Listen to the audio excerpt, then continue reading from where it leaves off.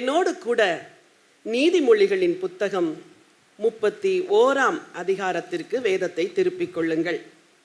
நீதிமொழிகள் 31 10வது வசனம். குணசாலியான ஸ்திரீயை கண்டுபிடிப்பவன் யார்? அவளுடைய விலை முத்துக்களை பார்க்கிலும் உயர்ந்தது. குணசாலியான ஸ்திரீயை கண்டுபிடிப்பவன் யார்? அவளுடைய விலை முத்துக்களை பார்க்கிலும் உயர்ந்தது. உலகமெல்லாம் மகளிர் தினம் மகளிர் தினம் மகளிர் தினம் அப்படின்னு செலிப்ரேட் பண்ணுறாங்க. என்ன நோக்கத்துக்காக அவங்க அப்படி செலிப்ரேட் பண்ணுறாங்க அப்படின்னு நான் கொஞ்சம் பார்த்தப்போ, பெண்களுக்கு சம உரிமை கொடுக்கணும், பெண்களுடைய உரிமைகள் மறுக்கப்படக்கூடாது, பெண்களுக்கு கவனம் கொடுக்க வேண்டும், பெண்களுக்கு மதிப்பு கொடுக்க வேண்டும், அந்தஸ்து கொடுக்க வேண்டும். இதுதான் இந்த மகளிர் தினத்தின் நோக்கமாக இருக்கிறது. ஒவ்வொரு வருஷத்துலையும் ஒரு ஸ்டேட்மெண்ட் மாதிரி ஒரு மோட்டோ ஒன்று சொல்கிறாங்க. அதில் பல இருக்குது.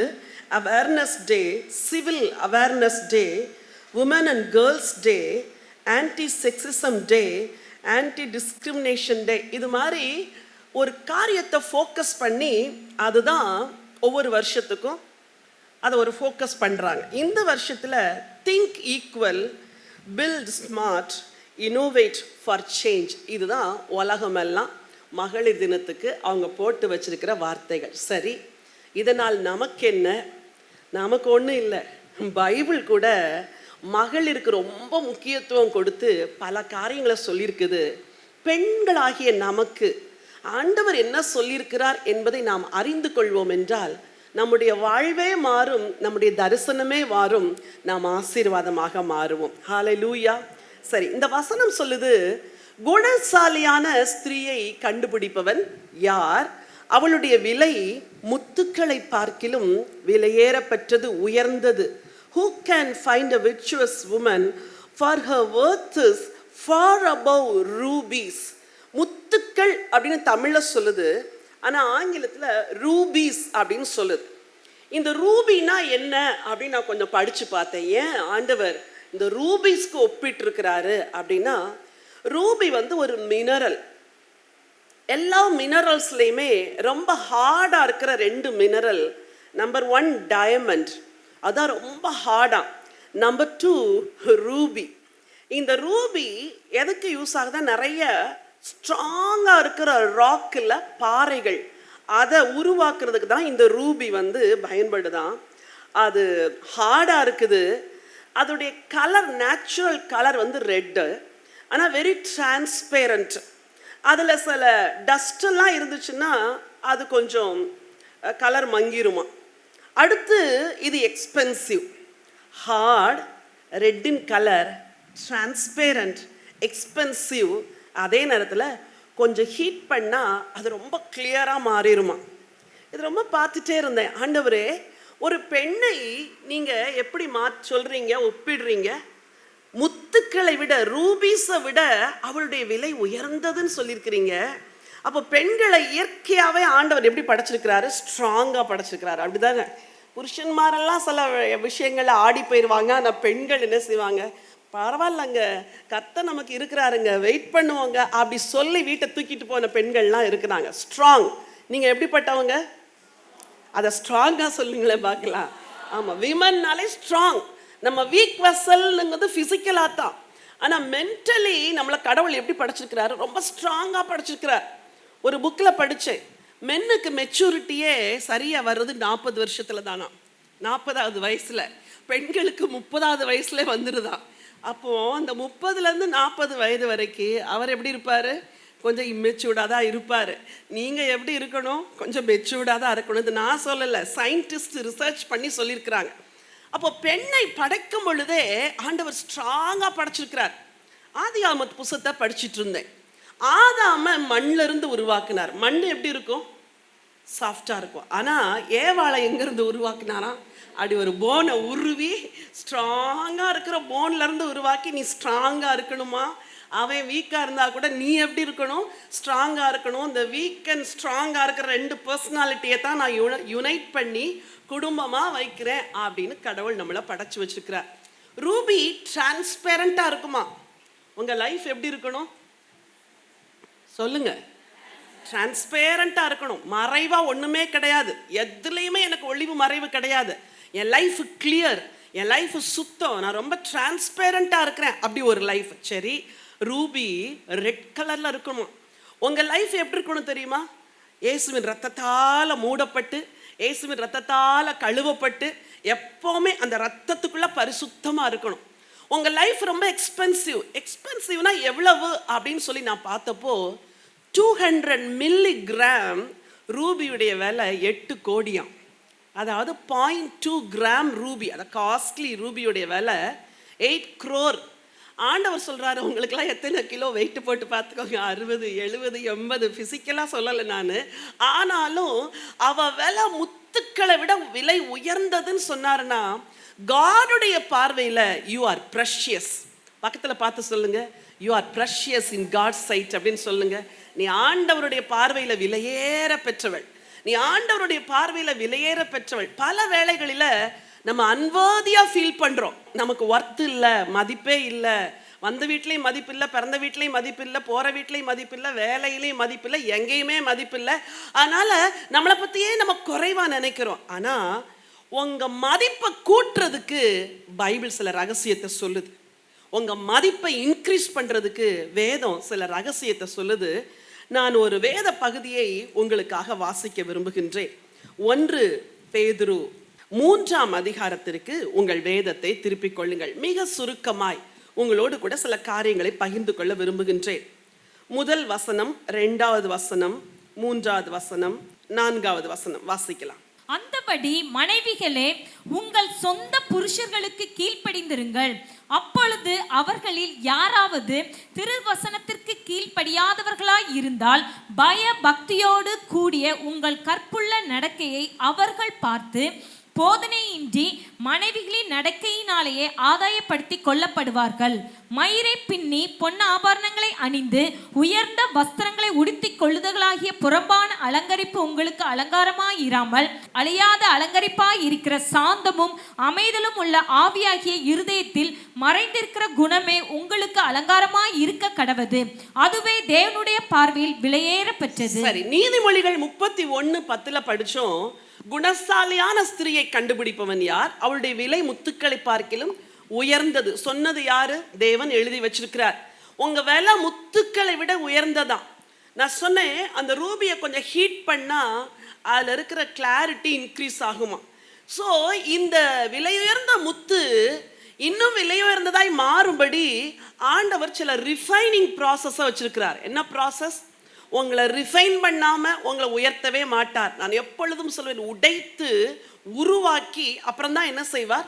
உயர்த்துவார். சொல்லுங்க, உடைப்பார், உருவாக்குவார், அப்புறம் தான் உயர்த்துவார்.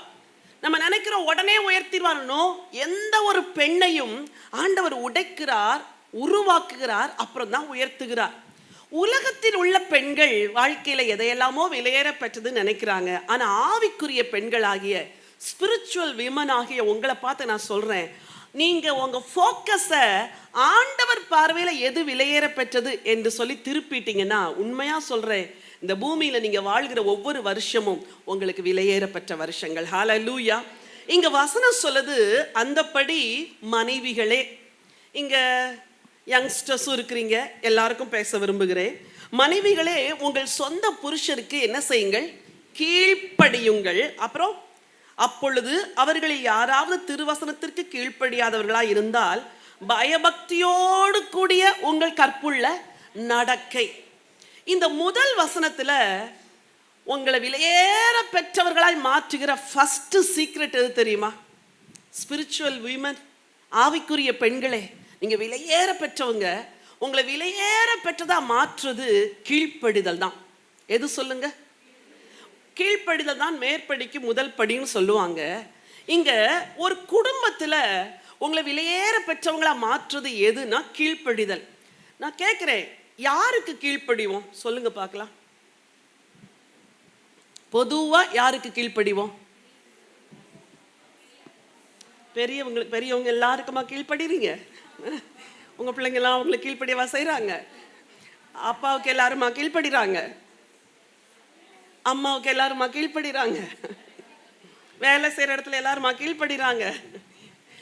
எல்லாம் ட்ரெண்டே மாறி போயிட்டு. கீழ்ப்படிதல்ங்கிறது நாங்கள்லாம் எங்கள் அப்பா பார்த்தா போலீஸ் அதிகாரி மாதிரி தான் எங்கள் அப்பாவுக்கு முன்னாடி போய் நாங்கள் நிற்போம். அப்பா பார்த்து அப்பா 4 வார்த்தை பேசினா ஒரே ஒரு வார்த்தை தான், சரிப்பா சரிப்பா சரிப்பா. இதை தவிர வேற வார்த்தையே வராது. அப்போ நான் யோசித்து பார்த்தேன், யார் மேலே பயம் இருக்குதோ அவங்களுக்கு தான் கீழ்ப்படிவோம். அப்படிதானா? சொல்லுங்க. போலீஸ்கார் நிற்கிறான்னா சிக்னலில் பேசிட்டு இருக்கிற ஃபோனை கீழே எடுத்துடுறோம். எதுக்கு? போலீஸ்கார் மேலே பயம். ஏன்னா ஓரங்கட்டுன்னு சொல்லிட்டு என்ன போட்டுருவாரு? ஃபைன் போட்டுருவார். அப்போ யாருக்கு பயப்படுறோமோ அவங்களுக்கு தான் கீழ்ப்படிவோம். நம்ம வாழ்க்கையில் நம்ம முதல்ல யாருக்கு கீழ்ப்படியணும்னா தேவனுக்கு கீழ்ப்படியணும். இந்நாட்களில் எது குறைஞ்சு போச்சு அப்படின்னா பயபக்தி தான் குறைஞ்சு போச்சு. முற்பிதாக்களுடைய வாழ்க்கையை நான் பார்த்தப்போ யாரையெல்லாம் ஆண்டவர் ஆசீர்வதிச்சாரோ அவங்களுக்கு 2 காரியம் இருந்துச்சு. ஒன்று, தேவன் மேலே பயம் இருந்துச்சு. 2வது, தேவனுக்கு கீழ்ப்படிதல் இருந்துச்சு. ஒரு வசனம் வாசிக்க விரும்புகிறேன். ஆதியாகமத்தின் புஸ்தகம் 22ஆம் அதிகாரம் 18வது வசனம். இன்னொருவர் 28:7 வாசிங்க. நீ என் சொல்லுக்கு கீழ்ப்படிந்தபடியினால் உன் சந்ததிக்குள் பூமியுள்ள சகல ஜாதிகளும் ஆசீர்வதிக்கப்படும் என்றும். சரி, நீ என் சொல்லுக்கு கீழ்ப்படிந்தபடியினால் ஆசீர்வதிக்கப்படும். 28:7. யாக்கோபு தன் தகப்பனுக்கும் தன் தாய்க்கும் கீழ்ப்படிந்து பதான் அராமுக்கு புறப்பட்டு போனதையும் யாக்கோபு தன் தகப்பனுக்கும் தாய்க்கும் என்ன செஞ்சாராம்? கீழ்ப்படிந்தாராம். ஏன்? தகப்பனுக்கும் தாய்க்கும் பயந்தாரு, அதனால கீழ்ப்படிஞ்சாரு. சரி, ஆதியாகமம் 31:42 வாசிங்க. பயபக்திக்கும் கீழ்ப்படிதலுக்கும் உள்ள கனெக்ஷனை இந்த வசனம் சொல்லுது. என் பிதாவின் தேவனாகிய ஆபிரகாமின் தேவனும் ஈசாக்கின் பயபக்திக்குரியவரும் என்னோடு இராமற் போனால் நீர் இப்பொழுது என்னை வெறுமையாய் பேர் என்ன சொல்றாரு? ஈசாக்கின் பயபக்திக்குரியவர். உங்க ஜெபங்கள்ல இனிமே இப்படி வார்த்தைகள் எல்லாம் சொல்லி ஜெபிக்கணும். ஈசாக்கின் பயபக்திக்குரியவரே, எங்கள் முற்பிதாக்களின் பயபக்திக்குரியவரே. அப்போ தெய்வத்துக்கு, தேவாதி தேவனுக்கு, கர்த்தாதி கர்த்தருக்கு, தன்னை படைத்த தேவனுக்கு, தன் சுவாசத்தை கையில வச்சிருக்கிற தெய்வத்துக்கு யாரெல்லாம் பயப்படுறாங்களோ அவங்க தான் கீழ்ப்படிவாங்க. இன்னைக்கு உங்க வாழ்க்கையில ஆண்டவருக்கு பயப்படுறீங்களா? ஃபியர் இருக்குதா? எனக்கு சில விஷயத்துல கர்த்தர் நன்மை செய்யும் போது ரொம்ப பயம் வந்துடும். எப்போ நான் ரொம்ப பயப்படுவேன்னா, ஆண்டவர் ரொம்ப நன்மை செய்வார் பாருங்க, அந்த நன்மை வரும்போது பயம் வந்துடும். ஐயோ ஆண்டவரே, இவ்வளோ ஆசீர்வாதங்களை கொடுக்குறீங்களே, நாங்கள் உங்களை எவ்வளோ உண்மையாக சேவிக்கணும் ஆண்டவரே. புது ஆஃபீஸ்க்கு எல்லாம் டெடிகேட் பண்ணிட்டு அன்னைக்கு ஜோம் பண்ணி முடிக்கிறோம். என்ன அறியாத ஒரு பயம் உள்ளத்தில். ஐயோ ஆண்டவரே, இவ்வளோ ஒரு விஸ்தாரமான இடத்த கொடுத்துருக்குறீங்களே, நாங்கள் இன்னும் எவ்வளோ உண்மையாக உங்களுக்கு வேலை செய்யணும். அப்போது பயம் வரும்போது தான் கீழ்ப்படிதல் வரும். இன்னைக்கு ஆண்டவற்றை கேளுங்க, உங்களுக்கு பயப்படுகிற பயத்தை எனக்கு தாங்க ஆண்டவரே. எப்போ பயம் வரும்னா, அவங்க யாருன்னு தெரிஞ்சாதான் என்ன வரும்? பயம் வரும். அப்படிதானா? அவங்க யாரு அவங்க யாருன்னு தெரியலாம், பயம் வரவே வராது. ஒருவேளை நம்முடைய பாரத பிரதமர் இப்போ வந்து நிற்கிறாருன்னு வச்சுக்கோங்க. ஒரு 2 வயசு குழந்தைக்கு அவர் பாரத பிரதமர் தெரியுமா? என்ன அப்படி என்ன கேள்வி கேட்குறேன்? இன்டர்வியூலையா கேள்வி கேட்குறேன்? 2 வயசு குழந்தைக்கு அவர் பாரத பிரதமர் தெரியுமா? தெரியாது. நேராக வந்து அவர் ஷர்ட்டை பிடிச்சி இழுக்கும், அவர் மேலே ஏறி கூட உட்காந்துக்கும். ஏன்? அந்த குழந்தைக்கு அவர் யாருன்னு தெரியாது. ஆனால் நீங்களும் நானுமா இருந்தால் இன்னைக்கு பாரத பிரதமர் வந்திருக்கிறாருன்னா என்ன ஒரு நடுக்கத்தோடு பயத்தோடு நிற்போல. பிகாஸ் அவர் யாருன்னு நமக்கு தெரியும். இன்னைக்கு லிங்க் பண்ணி சொல்கிறேன், கர்த்தர் யாருங்கிற அறிகிற அறிவு தான் உங்களை அவருக்கு பயப்பட வைக்கும். கர்த்தருக்கு பயப்படுகிற பயம்தான் அவருக்கு கீழ்ப்படிய வைக்கும். ஈசாக்கின் பயபக்திக்குரியவர். யோனா சொல்றாரு, நான் தேவனுக்கு பயப்படுகிறவன் அப்படின்னு சொல்றார். யோனாவின் புஸ்தகம் 1ஆம் அதிகாரம் 9ஆம் வசனம் சொல்லுது, நான் தேவனுக்கு பயப்படுகிறவன்.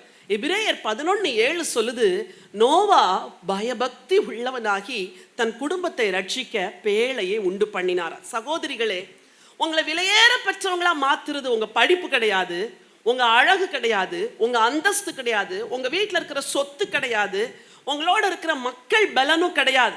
உங்களை விலையேற பெற்றவங்களா மாத்துறது நம்பர் 1 தேவனை அறிகிற அறிவு, நம்பர் 2 அவரை அறிஞ்சு அவருக்கு பயப்படுகிற பயம், 3வது அவருக்கு கீழ்ப்படுகிற கீழ்ப்படிதல். இங்க அழகா வேதம் சொல்லுது. திரும்ப வாசியுங்கள். 1 பேதுரு 3ஆம் அதிகாரம் 1 வசனத்தை மறுபடியும் வாசிங்கம்மா.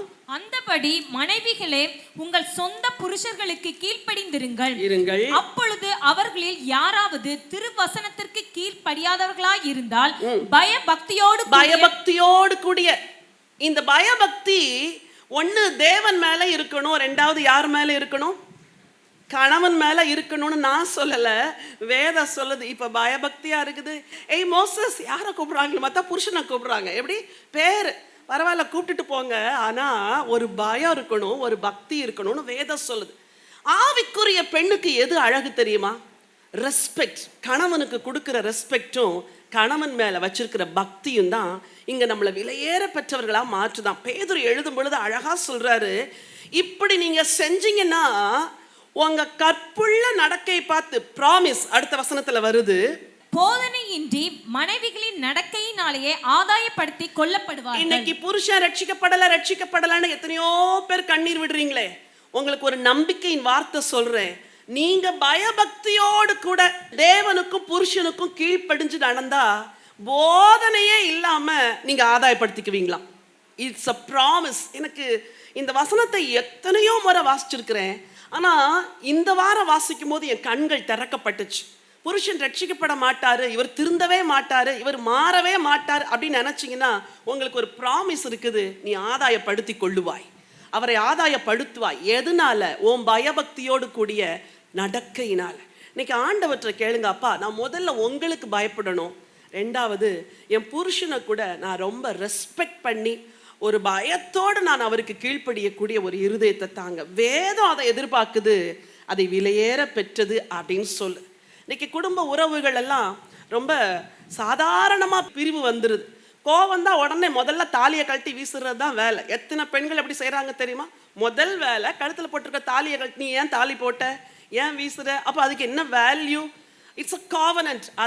அது போடுறது சரியா தப்பா அதை நான் பேச விரும்பலை. அப்போ உறவுகள் ஈஸியா உடைக்கப்படுது, உறவுகள் ஈஸியா பிரிக்கப்படுது. ஏன்? கர்த்தர் ஒருத்தர் இருக்கிறார், அந்த ரட்சிக்கப்படாத புருஷனையும் ரட்சிக்கிறதுக்கு கர்த்தர் ஆயத்தமா இருக்கிறார். ஆகவே நான் பக்தியா நடக்கணும், நான் பரிசுத்தமா நடக்கணும், நான் கீழ்ப்படிஞ்சு நடக்கணும் அப்படிங்கிற ஒரு எண்ணம் இல்லாதனால இன்னைக்கு உங்களுக்கு மட்டும் நான் பேசல, டிவிலையும் இணையதளத்திலையும் வார்த்தையை கேட்ட ஒவ்வொரு பெண்ணுக்கும் நான் பேசுறேன்.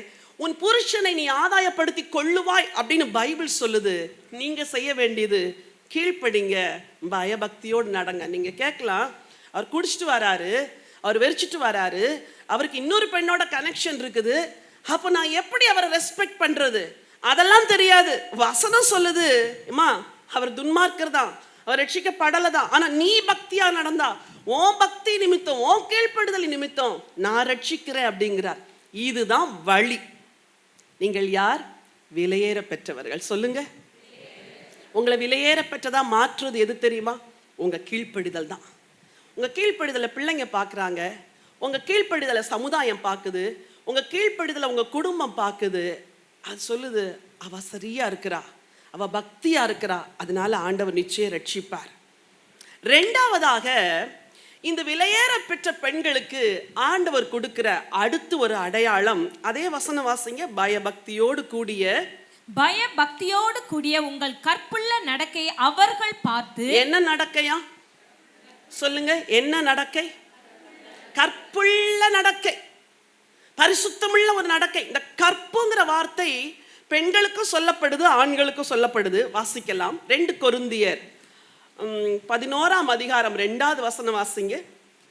நான் உங்களை கற்புள்ள கன்னிகையாக கிறிஸ்து என்னும் ஒரே புருஷனுக்கு ஒப்பு கொடுக்க நியமித்தபடியால். சரி, நான் உங்களை கற்புள்ள கன்னிகையாக. அப்ப இந்த இடத்துல கற்பு என்ற வார்த்தை கன்னிகைக்கு பயன்படுத்தப்படுது.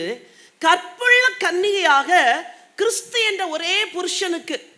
உங்களுக்கு இருக்க வேண்டிய செகண்ட் குவாலிஃபிகேஷன், உங்களை விலையேற பெற்றவர்களா மாத்துறது எது தெரியுமா? உங்க கற்புள்ள நடக்கை. அந்த கற்புள்ள நடக்கை அப்படிங்கிறதுக்கு என்ன விளக்கம்னா, அப்ஸ்டைனிங் ஃப்ரம் எக்ஸ்ட்ரா மெரைட்டல் செக்ஸ். திருமண உறவுக்கு வெளியே இருக்கிற எல்லா தவறான உறவுகளும் கற்புக்கு விரோதமானது. இன்றைக்கு தொலைபேசியில் எவ்வளோ ஃபோன் கால்ஸ் வருது, எவ்வளோ இமெயில்ஸ் வருது, எவ்வளோ பேர் நேரில் வந்து கவுன்சில் கேட்குறாங்க. எல்லா குடும்பத்தில் என்ன தெரியுமா பிரச்சனை? ஒன்று கணவர் டீவியேட் ஆகி போயிடுறாரு, இல்லது மனைவி டீவியேட் ஆகி போயிடுறாங்க. எங்கேயோ ஒரு ரிலேஷன்ஷிப், ஒரு வாலிபன் திருமணத்திற்கு முன்பதாகவே ஒரு பெண்ணோடு கூட அவனுக்கு கனெக்ஷன் வந்துருச்சு. அப்போ அந்த கனெக்ஷன் வந்த பெண்ணோட எப்படி வந்துச்சுன்னா, இவன் ஒரு சின்ன காரியத்தை, ஒரு வேலையை செய்யும் பொழுது அந்த வேலையிலே அவள் வந்து அவனுக்கு உதவி செய்தாள். சரி, உதவி செஞ்சாங்களே அப்படின்னு பழக ஆரம்பிச்சாங்க. அந்த பெண் திருமணமானவள், அவளுக்கு 2 பிள்ளைகள் இருக்கிறது. சரி, பழக ஆரம்பிச்சாங்க. ஒரு தம்பின்னு சொல்லி தான் பழகுன கொஞ்ச நாட்கள்ல ரிலேஷன்ஷிப் வேற மாதிரி ஆயிடுச்சு. எந்த லெவலுக்கு வந்துச்சுன்னா, என் கணவன் வந்து அவர் அங்கே இருக்கட்டும், ஆனால் நீ எனக்கு இன்னொரு புருஷனா இரு என்று சொல்லக்கூடிய அளவுக்கு துணிகரம் நிறைஞ்சு அந்த பெண் இந்த பையனை கையில் போட்டு வச்சுட்டா. இந்த பையனுடைய வீட்டில் திருமண காரியங்கள் நடக்குது. வேண்டாம் வேண்டாம் என்று மறுக்கிறான். ஆனால் அந்த வீட்டார் திருமணம் பண்ணி வைக்கிறாங்க. திருமணம் பண்ணுறாங்கன்னா அவ சொல்லியிருக்கிறா, நீ கல்யாணம் பண்ணிக்கோ, ஆனால் கல்யாணத்துக்கு பிறகும் நீ தான் எனக்கு புருஷனாக இருக்கணும். இது எப்படி இருக்குது? திருமணம் ஆகுது. அவன் ஸ்டேஜில் நிற்கும் போதும் ஃபோனு, ஸ்டேஜிலேருந்து வெளியே காரில் போகும்போதும் ஃபோனா, அப்புறம் அவனுடைய மனைவியோடு பேசும்போதும் ஃபோன், ஒவ்வொரு நிமிஷமும் ஃபோன் பண்ணி டார்ச்சர் பண்ணி, நீ திருமணம் பண்ணது எனக்கு தாங்க முடியல, என்னால் முடியலை. யாரு? ஏற்கனவே திருமணமாகி 2 குழந்தைங்களுக்கு தாயா இருக்கிற ஒரு பெண் செய்கிற டார்ச்சர் இது. இன்னைக்கு முழு உலகம் இப்படிப்பட்ட சிக்கல்களை சிக்கி கிடக்கிறது. ஒரு வாலிபன் திருமணம் செய்தான். திருமணம் செஞ்சுட்டு வெளிநாட்டுக்கு போயிட்டான். அங்கே 6 மாதம் இருப்பான், 10 மாதம் இருப்பான், 2 வருஷம் இருப்பான். வருஷத்துக்கு ஒரு தடவை வீட்டுக்கு வருவான். அங்கிருந்த இடத்துல ஒரு பெண்ணோடு பழக்கம். அவள் திருமணம் ஆகாதவள். அப்போ பழக்கம் எப்படி மாறிச்சுன்னா ரொம்ப டீப்பாக மாறிடுச்சு. இந்த மனைவிக்கு விஷயம் தெரியுது. அவ கேட்குறா, தயவு செய்து விட்டுருங்க, நமக்கு பிள்ளைங்கள்லாம் இருக்கிறாங்க, வேண்டாங்க, வேண்டாம் அந்த உறவு. அவன் சொல்கிற பதில், என்னால் முடியலை, விட முடியலை, என்னால் விட முடியல. நேற்றைய தினம் ஒரு வாலிபன், அவன் ஒரு ஆண்டவரை அறியாத வாலிபன் தான், தகப்பன் இல்லை, தாயும் கூட பிறந்த 2 பேரும் தான் இருக்கிறாங்க. ஆனால் ஒரு பெண்ணை நேசிச்சு 4 வருஷம் நேசிச்சிருக்கிறான். அவங்க வீட்டில் வேண்டான்னு சொல்லிட்டு வேற திருமணத்துக்கு பார்க்கும்போது அவளை கூட்டிட்டு சென்னைக்கு ஓடி வந்துட்டான். எப்படிப்பா, உனக்கு இருக்கிறதே ஒரு விதவை தாயாச்சே, அந்த தாய் உன் கல்யாணத்தை பார்க்கலாம் ஆசைப்பட்டிருப்பாங்களேன்னு கேட்டால் ஒரு பதிலும் வரல. இப்படிப்பட்ட கற்புக்கு விரோதமான ஆவிகள் இன்னைக்கு முழு உலகத்திலும் தலைவிரிச்சு ஆடிட்டு இருக்குது. எங்க திரும்பினாலும் வசனம் சொல்லுது, நான் உங்களை, வாசியுங்கள் அந்த வசனம், நான் உங்களை கற்புள்ள கன்னிகையாக கிறிஸ்து என்னும் ஒரே புருஷனுக்கு ஒப்பு கொடுக்க நியமித்தபடியால், நான் உங்களை கற்புள்ள கன்னிகையாக, கிறிஸ்து என்ற ஒரே, அந்த வேர்டு அண்டர்லைன் பண்ணுங்க, ஒரே புருஷன். சொல்லுங்க, வேர்டு என்ன சொல்லுது?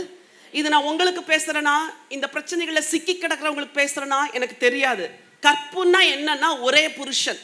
அப்போ திருமணத்துக்கு முன்னாடி வாலிப பிள்ளைகளுக்கு இந்த ட்ரூத்தை உள்ள சொன்ன, அம்மா கற்புன்னா என்ன தெரியுமா? ஒரே புருஷன்மா, உனக்கு ஒரு புருஷன் தாமா இருக்கணும். அந்த புருஷன் வர வரைக்கும் நீ வெயிட் பண்ணணுமா, அந்த புருஷன் வர வரைக்கும் நீ உன்னை காத்துக்கோமா. இதைத்தான் சொல்லிக் கொடுக்கணும் பெண் பிள்ளைகளுக்கு. சபலங்கள் பெருகுகிறது, பிள்ளைகளுக்கு சலனங்கள் பெருகுகிறது, பழகுறதுக்கு வாய்ப்புகள் பெருகிறது. எங்கேயோ விழுந்துடுறாங்க, எங்கேயோ இழந்துடுறாங்க, எங்கேயோ லூஸ் பண்ணிடுறாங்க. ஆனா வசனம் சொல்லுது, விலையேற பெற்ற பெண் யார் தெரியுமா? கற்பை இழக்காதவள். இந்த கற்பை குறித்து இன்னும் படிக்கும்போது 2 விதத்துல ஹோலியா இருக்கணும். ஒன்று மைண்டில், சிலர் சரீர பிரகாரமா எதுவுமே செய்ய மாட்டாங்க, ஆனால் மனமெல்லாம் கரப்டடா இருக்கும், அது கூட பாவம்தான். இன்னைக்கு ஆண்டவர் ரூபின்னு சொன்னனே, ரூபி சிவப்பா இருக்குன்னு சொன்னனே, இங்க இருக்கிற ஒவ்வொரு பெண்களுடைய வாழ்க்கையும் தன்னுடைய சுத்த ரத்தத்தினால கழுவணும்னு சொல்லி நான் விரும்புகிறேன். இயேசுடைய ரத்தம் கழுவ வேண்டும். இன்னைக்கு நம்ம வாழ்க்கையில கூட புருஷன் நேசிக்கல அப்படின்னு சொல்ற பெண்கள் பலருக்கும் இந்த சபலங்கள் வரும். அவர் நல்லா நேசிக்கிறாரு, சும்மா பிரதர்னு பேசலாம். இன்னைக்கு சொல்லித்தரேன், நீ விலையேற பெற்றவள், உனக்கு ஒரு விலையேற பெற்ற அன்பு இருக்குது. இயேசுடைய அன்பு போதுமா? ஒரு வசனத்தை உங்களுக்கு நான் வாசிக்க விரும்புகிறேன். தீத்துவின் புஸ்தகம் 2ஆம் அதிகாரம் 5வது வசனத்தை வாசிங்க. தீத்து 2:5. தெளிந்த புத்தியுள்ளவர்களும் கற்புள்ளவர்களும் வீட்டில் தரித்திருக்கிறவர்களும். எப்படியா சொல்லுங்க? தெளிந்த புத்தி உள்ளவர்களும். அப்புறம் என்னது? தெளிந்த புத்தி வேணும். எதை குறிச்சு? கற்பை குறிச்சு. தெளிந்த புத்தி. இது கிடையாது, இது சத்தியம் கிடையாது, இது ஆண்டவருக்கு பிடிக்காது, இப்படி நடக்கக்கூடாது, இது கிடையாது வாழ்க்கை. வாழ்க்கையெல்லாம் தனிமையா இருந்தா கூட, வாழ்க்கையெல்லாம் அன்பே கிடைக்காம இருந்தா கூட, அந்த ஒரு புருஷனோடு தான் நான் வாழுவேன். இந்த தெளிந்த புத்தி என் வார்த்தையை கேட்கிற ஒவ்வொரு பெண்ணுக்கு வரணும். அன்பு இல்லைங்கிறதுக்காக நீங்க இன்னொரு இடத்துக்கு போக முடியாது. உங்க இலையில சாப்பாடு இல்லைங்கிறதுக்காக பக்கத்து இலையிலேருந்து எடுத்து சாப்பிடுவீங்களா? யாராவது சொல்லுங்களேன். உங்க வீட்டுல விளக்கு இல்லைங்கிறதுக்காக என் வீட்டுல ஃபேனே இல்லை, இன்னைக்கு உங்க வீட்டுல வந்து படுத்துக்கிறேன் பக்கத்து வீட்டுல போய் படுக்க முடியுமா? நம்ம வீட்டுல குறை இருந்தாலும், நம்ம வீட்டுல குறைவுகள் இருந்தாலும் இங்கதான் இருக்க முடியும். எனக்கு பசிக்குதுன்னு அடுத்த இலையில வந்து எடுத்து சாப்பிட்டா அது அவமானம், அது அசுத்தம். இன்னைக்கு இங்க இருக்கிற ஒவ்வொரு சகோதரிகளுக்கு சொல்றேன், நீங்க சாகிற வரைக்கும் உங்க மனசுலையும் உங்க சரீரத்திலையும் கற்புள்ள ஸ்திரீகளா இருக்கணும். வசனம் சொல்லுது, தெளிந்த புத்தி. ஒரு நாள் மாறுவார், ஒரு நாள் மாற்றுவார், ஒரு நாள் கர்த்தர் செய்வார், ஒரு நாள் இந்த நிலைமெல்லாம் மாறும், அவருடைய அன்பு எனக்கு கிடைக்கும். இந்த நம்பிக்கையோட வாழுங்க. இந்த நம்பிக்கையில் உங்க இருதயத்தின் ஏக்கங்கள் எல்லாம் திருப்தி செய்கிற ஒரு அன்பு இருக்குது, அது இயேசுடைய அன்பு. ஹல்லேலூயா, இந்த கல்வாரி அன்பு. வசனம் சொல்லுது, தெளிந்த புத்தி உள்ளவர்களும் கற்புள்ளவர்களுமா இருக்க வேண்டுமா. ஒரு சகோதரன் பக்கத்து வீட்டில் உள்ள ஒரு பெண்ணுக்கு ஒரு உதவி செஞ்சிருக்கிறார். உதவி செய்ய சொன்னதே மனைவி தான். எங்க கஷ்டப்படுறாங்க, ஒரு சின்ன உதவி செய்யுங்க. உதவி செஞ்சாங்களா? உதவி செஞ்சாங்கன்னா தேங்க்ஸ் சொல்லிட்டு ஒதுங்கிக்கணும், அப்படிதானே?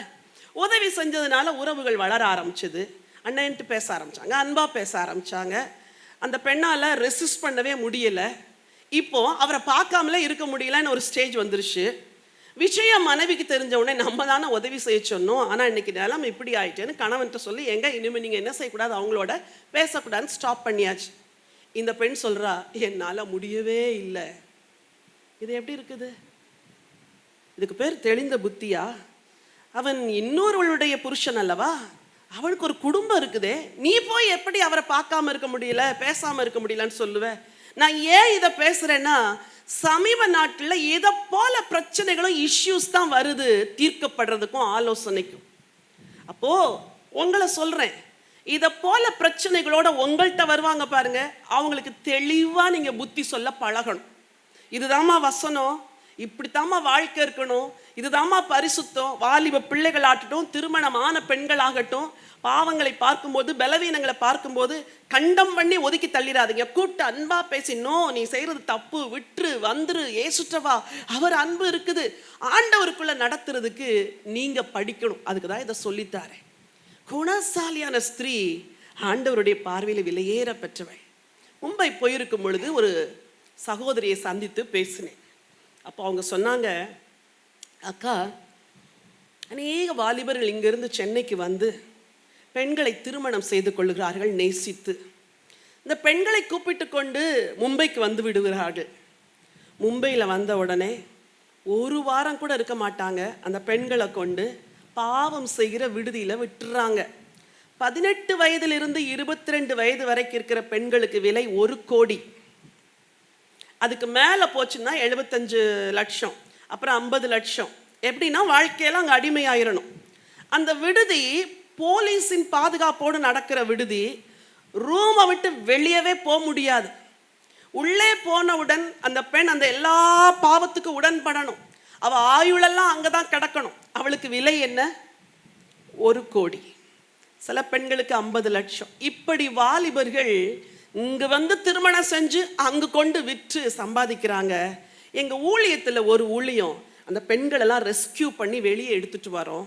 அவங்களுக்கு ரட்சிப்பை சொல்லி, ஆண்டவருடைய அன்பை சொல்லி, ரட்சிப்புக்களை நடத்தி அவங்க வீட்டுக்கு போக விரும்பினாங்கன்னா வீட்டில் கொண்டு சேர்ப்போம், இல்லைன்னா அவங்களுக்கு புனர்வாழ்வு மையம் வச்சு நாங்கள் நடத்துகிறோன்னு சொன்னாங்க. அப்போதான் யோசித்தேன், எவ்வளோ வாலிப பெண்கள் மாயையில் சிக்கி விழுந்து போகிறாங்கல்ல. ஆவிக்குரிய பெண்களாகிய உங்களுக்கு என்ன பொறுப்பு தெரியுமா? இப்படிப்பட்ட பெண்களை தூக்கி எடுக்கிறதுக்கு தான் கர்த்தர் நம்மளை வச்சிருக்கிறார். கண்டம் பண்ணுறதுக்கு அல்ல, கண்டம் பண்ணி ஒதுக்குறதுக்கு அல்ல. வா, உன்னையும் இயேசு நேசிக்கிறார். ஒரு சமாரிய பெண்ணை இயேசு ஒதுக்கலை. யோவான் 8ஆம் அதிகாரத்தில் எல்லாரும் உன் மேலே கல்லெறிஞ்சாங்களே, நான் உன்னை நியாயம் தீர்க்கிறதுல நீ போன்னு சொல்லி அனுப்பிச்சு வச்சாரே, அந்த இயேசுவை சேவிக்கிற நீங்க உமன்ஸ் டேன்னு உலகமெல்லாம் கொண்டாடுது. என்ன பெண்கள் தினத்தின் மேன்மை என்ன? சிக்கி கிடக்கிற பெண்களை தூக்கி எடுத்து ஆவிக்குரிய பெண்களை, ஆண்டவருடைய அன்புக்கு நேராக நடத்துகிற பெண்களா நீங்க மாற்றணும். அதுதான் உங்க மேல இருக்கிற பொறுப்பு. இந்த வாரெல்லாம் ஜோம் பண்ணுங்க, இந்த மாதெல்லாம் ஜோம் பண்ணுங்க, இப்படிப்பட்ட பெண்களை என்கிட்ட அனுப்புங்க ஆண்டவரே, நான் அவங்க வாழ்க்கையை திருத்தி அவங்கள உங்க அன்புக்கு நேராக நடத்துகிறவளாய் மாறுவேன் என்று. கீழ்ப்படுகிற பெண்கள் விலையேற பெற்றவர்கள், கற்புள்ள பெண்கள் விலையேற பெற்றவர்கள்.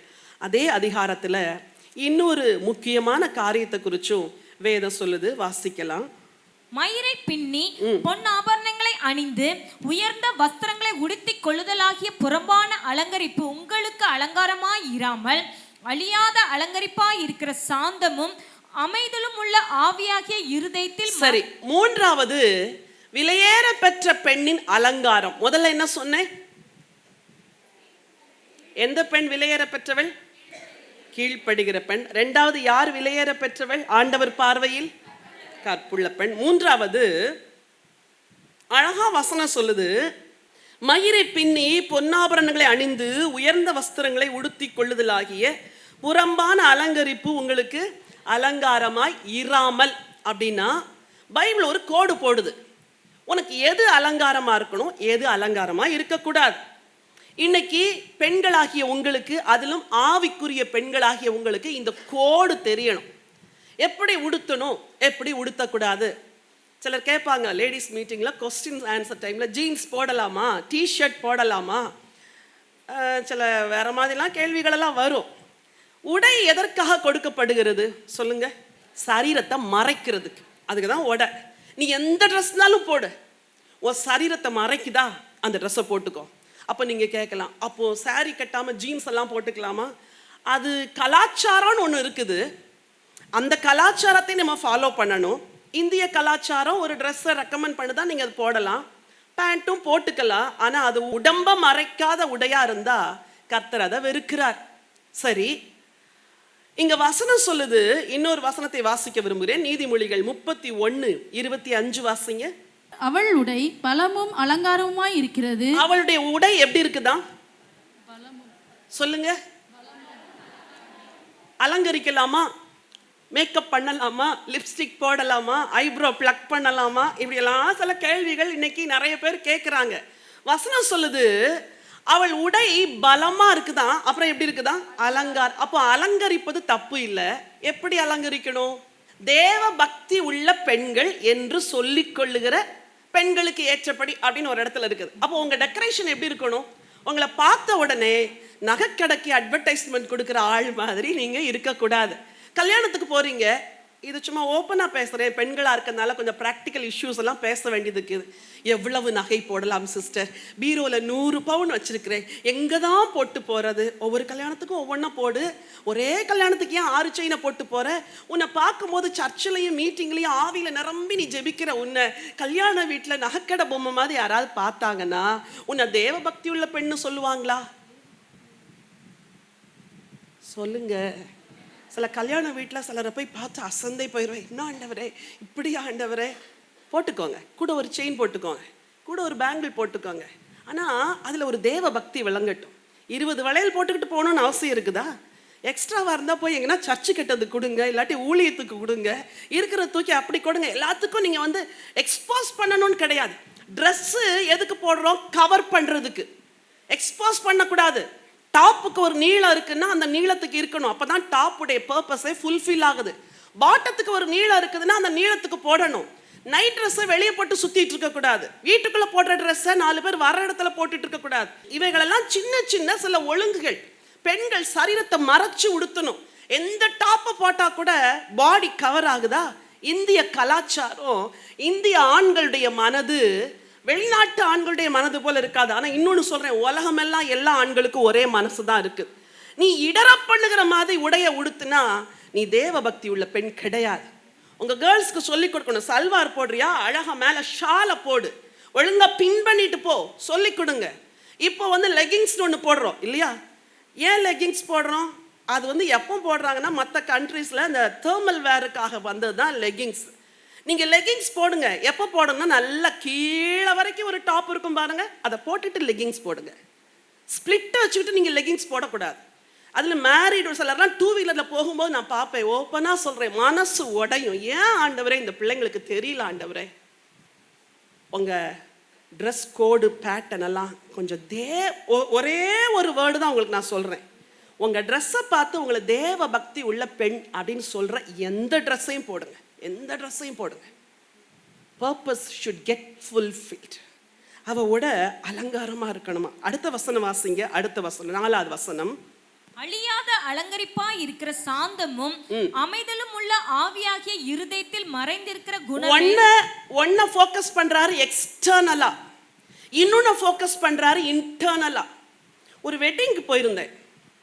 அந்த வெட்டிங்கில் மணமகள் ஃப்ராக் போட்டிருக்கிறான். தப்பு கிடையாது, ஒவ்வொரு கலாச்சாரத்துக்கு ஒவ்வொரு மாதிரி. ஃப்ராக்கு யாருக்கு போடணும் அப்படின்னா, அந்த பெண்ணின் உருவம் தோற்றம் எல்லாம் ஃப்ராக் போடுறதுக்கு ஒரு ஃபிட்டாக இருந்து அது ஒரு நீட்டாக இருந்துச்சு. அதுக்கு மேலே நான் சொல்ல விரும்பலை. அப்படி இருந்தால் ஃப்ராக் போடலாம். கல்யாணம் முடிச்சுட்டு பொண்ணு மாப்பிள்ளையும் திரும்பின உடனே ஃபோட்டோ எடுக்கிறாங்க, வீடியோ எடுக்கிறாங்க, எல்லாம் எடுக்கிறாங்க. எல்லா கண்களும் அந்த பெண் மேல் பதிகிறது. விகற்பமாக தோன்ற மாதிரி ஃப்ராக் போட்டுட்டு கல்யாணத்தை பண்ண விடக்கூடாது. இன்னைக்கு நான் யங் கேர்ள்ஸ்க்கு பேசுகிறேன். இங்கே இருக்கிற யங் கேர்ள்ஸுக்கு மட்டும் இல்லை, என் வார்த்தையை கேட்குற எல்லா யங் கேர்ள்ஸுக்கு பேர். வெட்டிங் ஃபிக்ஸ் ஆயிடுச்சுன்னு எல்லாம் எக்ஸைட்டட் ஆயிடுறாங்க. மம்மி அத்தனை ட்ரெஸ் வேணும், மம்மி இத்தனை ட்ரெஸ் வேணும், மம்மி இப்படி ஷூ வேணும், இப்படி சப்பல் வேணும், இப்படி எல்லாம் வாங்குங்க. ஆனால் உன் திருமணத்தன்று நீ போடுகிற உடை ஒரு தேவபக்தியுள்ள ஸ்திரீ அப்படின்னு உன்னை சொல்றதுக்கு எதுவாக இருக்கும்.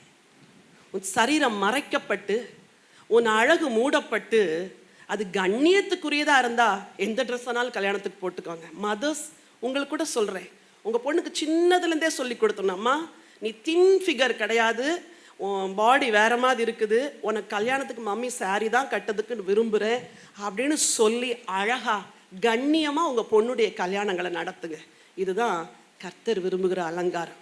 இதை நான் வேற எங்கேயும் வெளியே போய் பேச முடியாது, உங்கள்கிட்ட தான் நான் பேச முடியும். நீங்கள் போய் இந்த உலகத்துக்கு சொல்லுங்க, இப்படிலாம் இருக்கணும், தேவ பக்தி உள்ள பெண்ணுனா இப்படித்தான் உடுத்தணும், இப்படித்தான் அலங்கரிக்கணும், இப்படித்தான் அலங்கரிக்கணும். 4வது வசனம் ஒரு உள்ளான அலங்கரிப்பை சொல்லுது. என்ன சொல்லுது? சாந்தமும் அமைதலும் உள்ள ஆவியாகிய இருதயத்தில் மறைந்திருக்கிற குணமே. என்ன குணம்? சாந்தம், அமைதலுள்ள ஆவி, இருதயத்துல மறைஞ்சிருக்கிற குணம். இன்னைக்கு இதை டெவலப் பண்ணணும்.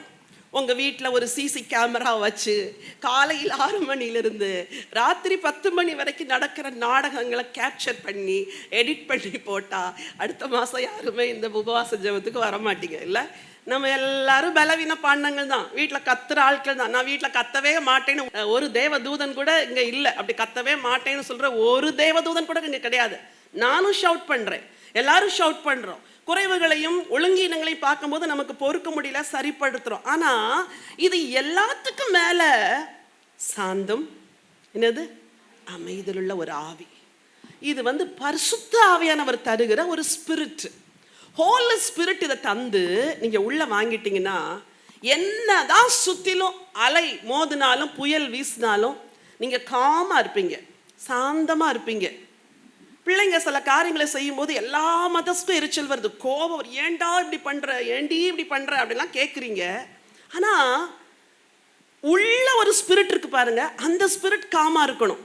அது காமாக இருந்தால் நீங்கள் எக்ஸ்பிரஸ் பண்ணுற வேர்ட்ஸு, நீங்கள் பேசுகிற லாங்குவேஜ் எல்லாமே உங்களை ஒரு காட்லி உமனா, ஒரு காட் ஃபியரிங் உமனா இந்த உலகத்துக்கு அந்த சாட்சியை தான் ஆண்டவர் எதிர்பார்க்குறார். உங்களை சுற்றி பார்க்குறாங்களே, மறைமுகமாக அப்சர்வ் பண்ணுவாங்க. உங்கள் கணவன் அப்சர்வ் பண்ணுவார், உங்கள் பிள்ளைங்க அப்சர்வ் பண்ணுவாங்க, வெளியே போய் சொல்லுவாங்க, இன்னும் நடந்தாலும் எங்கள் அம்மா ரொம்ப அன்பு சொல்லுவாங்க, ஆனால் அடுத்த சமயம் ரொம்ப சாஃப்ட் ஆயிடுவாங்க அப்படின்னு பிள்ளைங்க அப்சர்வ் பண்ணிட்டு போய் வெளியே சொல்லும். கர்த்தரும் அதைத்தான் எதிர்பார்க்குறார், உள்ளான அலங்காரம். சொல்லுங்கள், என்ன அலங்காரம்? சொல்லுங்கள், எத்தனை பேர் இன்னைக்கு வீட்டில் காலையில் கத்திட்டு வந்தீங்க, பாம்பூம்னு எல்லாம் சண்டை போட்டு வந்தவங்கெல்லாம் யார்? இன்னைக்கு மாற்றிடணும். ஆண்டவரே, என் புருஷன் என் இடத்துல இருக்கிற சாந்த குணத்தை பார்க்கணும், அமைதியுள்ள ஆவியை பார்க்கணும், அந்த சேஞ்சஸ் எனக்கு வேணும், நான் விலையேற பெற்றவளாக மாற விரும்புகிறேன், எனக்கு உதவி செய்யுங்கன்னா கர்த்தர் கண்டிப்பாக செய்வார். சில பெண்கள் இருக்கிறாங்க, உள்ளான அலங்காரம் போதும், வெளியே வேண்டவே வேண்டான்னு. ஒரு நாள் ஒரு மகள் ஒரு ஆலோசனைக்காக வந்தா, அக்கா, என் புருஷன் இப்பெல்லாம் என்னை திரும்பி கூட பார்க்க மாட்டேங்கிறாரு, நேசிக்க கூட மாட்டேங்கிறாரு அப்படி.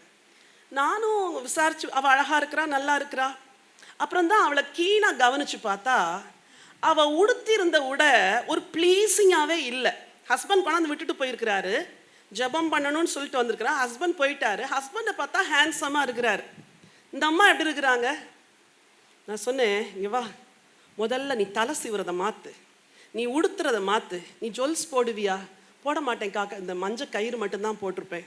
அந்த கயிறை மாற்று. கயிறு போடுறல்ல, ஏன் கயிறு போடுற? இல்லை அலங்காரம் வேண்டாம். நோ நோ நோ, கயிறு போடுறல்ல, அப்போ ஒரு செயினை வாங்கி போடு, தப்பு கிடையாது. நீ உன்னை கொஞ்சம் அழகாக மாடுந்த முகத்தெல்லாம் கொஞ்சம் சுத்தம் பண்ணு, உன் தலைமுடியெல்லாம் இப்படி கிரே ஹேராக இருக்கு, போய் பார்லரில் போய் கொஞ்சம் டை அடிச்சுக்கோ, தப்பே கிடையாது. நீ இப்படி பேத மாதிரி இருக்கிறதுனால தான் உன் புருஷன் உன்னை என்ன செய்ய மாட்டேங்கிறாரு, நேசிக்க மாட்டேங்கிறார். நைட்டி எல்லாம் மாற்று, எல்லாம் 2 வருஷத்துக்கு சிலர் ஒரே நைட்டியை போட்டுட்டு இருப்பாங்க. கிழிச்சு கருத்துணி ஆக்குங்க, மாற்றுங்க. 4 மாதத்துக்கு 6 மாதத்துக்கு ஒரு நைட்டிங்களை மாற்றி கொஞ்சம் அழகாக இருங்க. வீட்டில் 20 வருஷத்துக்கு முன்னாடி இருக்கிற புடவை யார்கிட்டையாவது இருந்துச்சுன்னா முதல்ல போய் கொளுத்திருங்க, இல்லாட்டி யாருக்காவது தூக்கி கொடுங்க. எதுக்கு நான் கேட்குறேன், இன்னும் வச்சுட்டு இருக்கிறீங்க? தூக்கி போடுங்க. நீங்கள் கொடுத்தா கர்த்தர் புதுசாக தருவார். அழகாக உடுத்துங்க. ஹேண்ட்ஸமாக புருஷன் இருந்தான்னா நீ ஈக்குவலாக கொஞ்சமாவது ஒழுங்காக உடுத்தலைன்னா அவர் உன்னை நேசிக்க மாட்டார். இன்னொன்று சொல்கிறேன், சிலருக்கு வயது வித்தியாசம் கணவனுக்கும் மனைவிக்கும் இல்லை, அது உங்கள் பொண்ணா அப்படின்னு கேட்பாங்க சிலர்கிட்டலாம். அந்த அளவுக்கு உன் ஹஸ்பண்டு வயது வித்தியாசமோ இல்லை அவருக்கு சீக்கிரமே வழுக்க விழுந்து கொஞ்சம் வயசானவர் மாதிரி இருந்தாருன்னா நீ அதுக்கு தகுந்த மாதிரி ட்ரெஸ் பண்ணணும். நீ 20 வயசு பொண்ணு மாதிரி ட்ரெஸ் பண்ணால் பார்க்குறவங்களாம் என்ன தான் கேட்பாங்க, எங்க அவர் பொண்ணா நீ, அது உங்கள் அப்பாவான்னு கேட்பாரு. அப்போ உனக்கு தான் வெக்கமாக இருக்கும். அவர் எப்படி இருக்கிறாரோ அது மாதிரி நீங்கள் உங்களை அலங்கரிச்சிட்டிங்கன்னா சமுதாயத்துலேயும் மதிப்பு இருக்கும், புருஷனும் உங்களை நேசிப்பார். இது உங்களுக்கு மட்டும் சொல்லலை, எல்லாத்துக்கும் சொல்கிறேன். உங்களை பார்த்து பர்சனலாக பேசலை, நான் இந்த இஷ்யூஸ் எல்லாம் பேசணும்னு எல்லாம் எழுதி வச்சுட்டு வந்து நான் பேசுகிறேன். ஏன் போகிற இடமெல்லாம் இதான் பிரச்சனை. கணவன் உங்களை நேசிக்க வேண்டும் என்றால் உங்கள் தோற்றத்தை கொஞ்சம் மாற்றுங்க. உங்கள் முடி இருத்தி பிடிச்சி எண்ணெய் போட்டு வலிச்சு கட்டி பின்னி அப்படிலாம் இருக்காதீங்க. கொஞ்சம் வீட்டில் கொஞ்சம் முடியெல்லாம் அப்படி ஒரு கிளிப்பு போட்டு கொஞ்சம் அழகாக தொங்க விட்டு அப்படிலாம் அழகாக நடங்கம்மா. இப்படி யாராவது சொல்லி கொடுப்பாங்களா உங்களுக்கு? சொல்லுங்க. அன்பா கொஞ்சம் நல்லா அட்ராக்டிவா அப்படிலாம் இருந்தால் தான் குடும்ப உறவு இணைக்கப்படும். சரி, வெளியான அலங்காரம் உள்ளான அலங்காரம் 2 இருக்குது. 2ஐயும் கேர் பண்ணுங்க. கல்யாண வீட்டுக்கு போகும்போது அதுக்கு தகுந்த மாதிரி ட்ரெஸ் பண்ணுங்க. சர்ச்சுக்கு போகும்போது அதுக்கு தகுந்த மாதிரி ட்ரெஸ் பண்ணுங்க. வெள்ளை ட்ரெஸ்ஸு போடுற ஆளாக இருந்தால் சர்ச்சுக்கு மட்டும் வெள்ளை ட்ரெஸ் போடுங்க. வெளியே போகும்போது கொஞ்சம் கலரில் கொஞ்சம் நல்லா உடுத்திட்டு போங்க. அப்போ தான் குடும்ப உறவில் கூட பிணைப்பு இருக்கும், இணைப்பு இருக்கும், ஈரம் இருக்கும், இறுக்கம் இருக்கும். உங்கள் புருஷன் உங்களை நேசிப்பார். வசனம் சொல்லுது, கீழ்ப்படிதலுள்ள பெண்ணாயிரு, கற்புள்ள பெண்ணாயிரு, நல்லா உன்னை அலங்கரிச்சுக்கோ, ஆவிக்குரிய அலங்காரம் உள்ள பெண்ணாயிரு. அடுத்து வசனம் சொல்லுது, வாசிங்க 5வது வசனம். இப்படியே பூர்வத்தில் தேவனிடத்தில் நம்பிக்கையா இருந்த பரிசுத்த ஸ்திரீகளும் தங்களுடைய புருஷர்களுக்கு கீழ்ப்படிந்து தங்களை அலங்கரித்தார்கள். அடுத்த வசனம். அந்தபடியே சாராள் ஆபிரகாமை ஆண்டவன் என்று சொல்லி அவனுக்கு கீழ்ப்படிந்திருந்தாள். சரி, நீங்கள் நன்மை செய்து, நீங்கள் நன்மை செய்து சொல்லுங்க. நீங்கள் 4வது, ஒரு பெண்ணுக்கு எது அழகு தெரியுமா? நல்லா நன்மை செய்யணும். தொர்க்காள் அப்படின்னு ஒரு பெண் இருந்தாளா பைபிளில்? அவள் இறந்த உடனே அல்மனாக்கள் எல்லாம் வந்து நின்று, நாங்கள் இவ்வளோ ஏழைகளாக இருந்தோம், இந்த பெண்ணு தான் எங்களுக்கு உதவி செஞ்சா. அப்போஸ்தலர் நடபடிகள் 9ஆம் அதிகாரம் 36லேருந்து 39 வரைக்கும் வாசிங்க. 9 யோப்பா பட்டணத்தில் கிரேக்க பாஷையிலே தொர்க்காள் என்னும் அர்த்தம் கொள்ளும் தபித்தாள் என்னும் பேருடைய ஒரு சீஷி இருந்தாள். அவள் நற்கிரியைகளையும் தர்மங்களையும் மிகுதியாய் செய்து கொண்டு என்ன செஞ்சாலாம்? சொல்லுங்க. நற்கிரியைகள். சொல்லுங்க. நற்கிரியைகள், தர்மங்கள். திரும்ப சொல்லுங்க. கபோர்டில் எத்தனை ஹேண்ட்பேக் இருக்குது சொல்லுங்க. அதில் லெதர் ஹேண்ட்பேக்லாம் யூஸ் பண்ணாமல் பிஞ்சு தூரத்துக்கு போடுறோம், அப்படிலாம் நடக்குது. நான் சொல்கிறேன், உங்கள் வாழ்க்கையில் எக்ஸ்ட்ரா இருக்கிறத தூக்கி மற்றவங்களுக்கு கொடுக்கணும் அப்படிங்கிற ஒரு ஹார்ட் முதல்ல உங்களுக்கு வரணும். பெண்களுக்கு சேர்த்து வைக்கக்கூடாது. பையனுக்கு இப்போ தான் 8 வயசு, மருமகள் வந்தால் பயன்படுத்தணும்னு சில பாத்திரம்லாம் பரண்ல இருக்குது. நான் சொல்கிறேன், தூக்கி கொடுத்துருங்க இன்னைக்கே. அது அப்புறம் துருப்பிடிச்சு போயிடும். உங்கள் மருமக ஃபாரினுக்கு போயிடுவா கல்யாணம் ஆன பிறகு. அப்புறம் அந்த பாத்திரத்தை ஒன்றுமே செய்ய முடியாது. நற்கரியை செய்யணும், தான தர்மங்கள் செய்யணும். பெண்களுக்கு இயற்கையாக ஒரு கம்பேஷனட் ஹார்ட் இருக்கணும். யாராவது கேட்டாங்கன்னா கொடுக்கக்கூடிய ஒரு மனசு. நேற்று ஒரு அருமையான ஒரு டாக்டர் ஒருவரை சந்தித்தேன். அலுவலகத்துக்கு வந்தாங்க. அவங்க ஊழியம் செய்கிறாங்க. He is a doctor, medical doctor. அவர் சொன்னார், அம்மா, வாழ்க்கையில் உடைக்கப்பட்ட பெண்களுக்கு நான் உதவி செய்கிறேன். எங்கள் சொந்த வருமானத்தில் 53 பெண் பிள்ளைகளுக்கு நான் கல்யாணம் பண்ணி வச்சுருக்கிறேன் அப்படின்னார். எனக்கு ஆச்சரியமாயிடுச்சு. எப்படி ஆண்டவரே, 53 பெண் பிள்ளைகளுக்கு கல்யாணம் பண்ணி வச்சுருக்கிறார். சாதாரணமாக எளிய ஒரு திருமணத்தை நடத்தணும்னா குறைந்தபட்சம் ஒரு 2 லட்சம் 3 லட்சம் ஆகும், எளிய கிராமத்தில் உள்ள பெண்களுக்கு. ஆனால் 53 பேருக்கு பண்ணியிருக்கிறாருன்னா அந்த ஹார்ட் எவ்வளோ பெரிய ஹார்ட்டில். இன்னைக்கு ஒரு தீர்மானம் பண்ணுங்க. அடுத்து உங்கள் மகனுக்கோ உங்கள் மகளுக்கோ திருமணம் பண்ணுறீங்கன்னா 50 லட்சம் செலவழிக்கிறீங்கன்னா அதில் ஒரு 3 லட்சத்தை எடுத்து வச்சு ஒரு ஏழை பெண்ணுடைய திருமணத்துக்கு நீங்கள் கொடுக்கணும். இதுதான் கிறிஸ்டியன் ஆட்டிடியூட். நமக்கே ஏன் செலவழிக்கணும்? ஸ்டேஜ் டெக்கரேஷன், ஒரு பொண்ணு சொல்லுது 8 லட்சம் ஸ்டேஜ் டெக்கரேஷன் தேவையா? 8 lakhsக்கு அழகாக பண்ணுங்க, உங்கள் ஸ்டேட்டஸுக்கு தகுந்தாப்புல பண்ணுங்க. ஆனால் ஆடம்பரமாக பண்ணி பணத்தை வீணாக்காதீங்க. அதுக்கு மேலே உள்ள ஹால் டெக்கரேஷன், லைட்டிங்ஸ் எல்லாம் தேவையான அளவு பண்ணுங்க, நல்லா பண்ணுங்க. இல்லை யாராவது உங்களுக்கு ஸ்பான்சர் பண்ணால் பண்ணிட்டு போகட்டும், அது அடுத்தது. ஆனால் நீங்கள் போய் எதுக்கு அவ்வளோ செலவழிக்கிறீங்க? அதில் ஒரு 2 லட்சம், 1 லட்சம், ஒரு 50,000 எடுத்து ஒரு ஏழை பெண்ணுடைய திருமணத்துக்கு அவளுக்கு வேண்டிய பொருட்கள் எல்லாம் வாங்கி கொடுக்கலாமே. நான் ரொம்ப யோசித்தேன், இப்படி ஆண்டவரே 53 பேருக்கு கல்யாணம் பண்ணி கொடுத்துருக்குறாரா? நான் கூட ஒரு 3 பேருக்கு கல்யாணம் பண்ணி கொடுத்துருக்குறேன். இதே போல் அவங்களுக்கு வேண்டிய திங்ஸ் எல்லாம் வாங்கி கொடுத்து, கல்யாணத்துக்கு மாப்பிள்ளை பார்த்து எல்லாம் செஞ்சு, கல்யாண செலவெல்லாம் செஞ்சு யோசிச்சு பார்க்குறேன். இன்னும் கூட நினச்சிருந்தா இன்னும் செஞ்சுருக்க முடியும். இன்னைக்கு உங்களுக்கு சொல்கிறேன், உங்கள் வாழ்க்கையில் 2 பிள்ளைங்கன்னா இன்னும் 2 பிள்ளைங்களுக்கு நீங்கள் கல்யாணம் பண்ணி கொடுக்கறதுக்குரிய பொருளை இப்போவே சேர்த்து வைங்க. ஆண்டவர் சொல்லுங்க, கஷ்டப்படுற ஒரு பிள்ளை வந்துச்சுன்னா எனக்கு காட்டுங்க ஆண்டவரை, நான் செய்கிறேன் ஆண்டவரை. உங்களை சுற்றி அன்றாட தேவையில் இருக்கிறவங்க, வசனம் சொல்லுது நீங்கள் நன்மை செய்ய வேண்டும். சொல்லுங்க, என்ன செய்யணும்? இந்த மாதம் தீர்மானம் எடுங்க, ஆண்டவரே என் வாழ்க்கையில் யாரெல்லாம் சந்திக்கிறோம் எல்லாத்துக்கும் நான் நன்மை செய்யணும். அதுதான் தேவனுடைய பார்வையில் விலையேற பெற்றதான். அடுத்து வசனம் சொல்லுது, நன்மை செய்து ஒரு ஆபத்துக்கும் பயப்படாதிருந்தீர்களானால் அவளுக்கு பிள்ளைகளாய் இருப்பீர்கள். நன்மை செய்து ஒரு ஆபத்துக்கும் பயப்படாதிருப்பீர்களானால் அவளுக்கு பிள்ளைகளாய் இருப்பீர்கள். யாருக்கு பிள்ளைகளாய் இருப்பீர்கள்? சொல்லுங்க, யாருக்கு பிள்ளைகள்? சாராள் யார்? விசுவாசிகளுக்கு தாய் இல்லையா? ஆபிரகாம் யார்? விசுவாச தகப்பன். நீங்க யாரு? விசுவாசி. அப்ப சாராள் யாரு? உங்களுக்கு அம்மா. அப்படி சொல்லிட்டு அதுதான் கரெக்ட் வேர்டு. நான் பல நேரத்தில் ஆண்டவர் ஜெபம், ஆண்டவரே என் தகப்பன் ஆபிரகாம் எவ்வளவாய் உம்மை நேசித்தார், அது போல நானும் உம்மை நேசிக்கணும் ஆண்டவரே. என் தகப்பன் ஈசாக், இப்படி சொல்றது எனக்கு ரொம்ப சந்தோஷமா இருக்கும். உங்களுக்கு ஒரு தகப்பன், ஆவிக்குரிய தகப்பன் இருக்கிறார். அவர் யாரு? ஆபிரகாம், ஈசாக்கு, யாக்கோபெல்லாம் நம்முடைய முற்பிதாக்கள், நம்முடைய தகப்பன். எல்லாத்துக்கும் மேல ஒரு அன்புள்ள தகப்பன் ஆண்டவர் இயேசு. அப்போ சாராள மாதிரி நீங்க நன்மை செஞ்சு ஒரு ஆபத்துக்கும் பயப்படக்கூடாது. சாராளுக்கு என்ன ஆபத்து வந்துச்சு? ஆதியாகம புஸ்தகம் 12ஆம் அதிகாரம் 12-13 வாசிங்க. ஆகையால் உன் நிமித்தம் எனக்கு நன்மை உண்டாகும் படிக்கும், சரி, உன்னாலே என் உயிர் பிழைக்கும் படிக்கும் நீ உன்னை என் சகோதரி என்று சொல். அதாவது ஆபிரகாம் சொல்றாரு, இந்த எகிப்துல தேவ பயம் இல்லம்மா, நான் என்னை கொன்னுபிடுவாங்கம்மா, அதனால நீ உன்னைய என் சகோதரன் சொல்லிரு அப்படின்ட்டாரு. யாரு? ஒரு நாள் பேசிருக்கிறேன் இதை உங்களுக்கு, ஆபிரகாம். அப்போ போற இடமெல்லாம் அவர் யாருன்னா எங்க அண்ணன் அப்படின்னு இருப்பாங்க. இல்லை, கொஞ்சம் யோசிங்க, அது எப்படி இருக்கும்? எங்க அண்ணன், இது யார்? என் தங்கச்சி. ஐயோ இயேசுவே, எதுக்குன்னா அந்த தேசத்துல அவ்வளோ ஒரு பயங்கரம் இருந்துச்சு, மனைவியை பறிச்சுட்டு போயிடுவாங்க. அதனால சாராள் போற இடம்லாம் அவர் அண்ணன்னு சொல்ல வேண்டியதாயிடுச்சு. ஆனா ஒரு நாள் எகிப்தின் ராஜா பார்வோன் தூக்கிட்டு போயிட்டான் சாராளை. எவ்வளோ மனசு பயந்துருக்குல்ல, ஐயோ ஆண்டவரே இந்த மனுஷன் கொண்டு வந்தானா என் வாழ்க்கையே சின்ன பின்னமாயிருமே. கர்த்தர் அழகா இடைப்பட்டார், கொண்டு போய் விடு அவன் மனைவி அப்படின்னா. இன்னொரு இடத்துல அபிமெலேக்கு சாராளை கூட்டிட்டு போயிடுவார். பெண்களே, உங்க வாழ்க்கையில நீங்க எதிர்பாராத ஆபத்துகள் பல வரலாம். சில சமயம் நீங்க தப்பே செஞ்சிருக்க மாட்டீங்க, உங்க மேல அபாண்ட பழி சுமத்தப்படலாம். இன்னைக்கு சொல்றேன், நீங்க நன்மை செஞ்சு 5வது உங்களுக்கு என்ன தெரியுமா? ஒரு ஆபத்துக்கும் பயப்படாதீங்க, என்ன வந்தாலும் பயப்படாதீங்க. சரித்திரம், யூத சரித்திரம் சொல்லுது, சாராள் ஈசாக்க ஆபிரகாம் கூட அனுப்புறாங்க, எங்க? மோரியா மலையில பலியிடுறதுக்கு. அப்போ செய்திகள் வருதான், உங்க பையனை அவங்க வீட்டுக்காரர் பலியிட்டுட்டாரு அப்படின்னு செய்தி சாராளுக்கு வருதான். யூத சரித்திரம் சொல்லுது.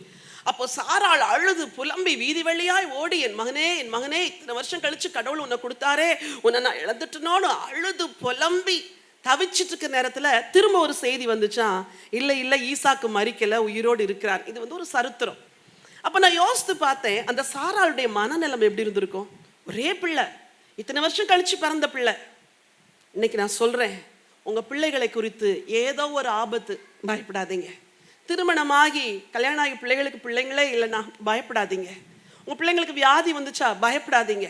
வேலை இல்லையா பயப்படாதீங்க. உங்க பிள்ளைங்களுக்கு ஆபத்து வந்துச்சா, உங்க குடும்பத்துல ஆபத்தா, எதுக்கும் பயப்படாதீங்க. சாராளை போட விசுவாச பெண்ணா நீங்க இருப்பீங்கன்னா உங்க வாழ்க்கையில நீங்க விலையேற பெற்றவர்கள். அல்லேலூயா. நன்மை செய்து ஒரு ஆபத்துக்கும் பயப்படலை. ஆஸ் விமன் நமக்கு என்ன தோணுன்னா, ஒரு ஊருக்கு பிள்ளைங்களை அனுப்பிச்சு வச்சுட்டா மனசு அவங்க வர்ற வரைக்கும் எப்படி இருக்கும்? பயப்படுமா பயப்படாதா? பிள்ளைங்களை 10 நாள் மும்பை அனுப்பிச்சி வச்சேன். சொன்னா ஃபன் பார்க்குக்கு எங்கேயோ போகிறோம், வாட்டர் கேம்லாம், ஐயோ மனசு ஆண்டவரே இது ஏன் இந்த பிள்ளைங்களை அனுப்பிச்சோம் அப்படிலாம் தோணுது.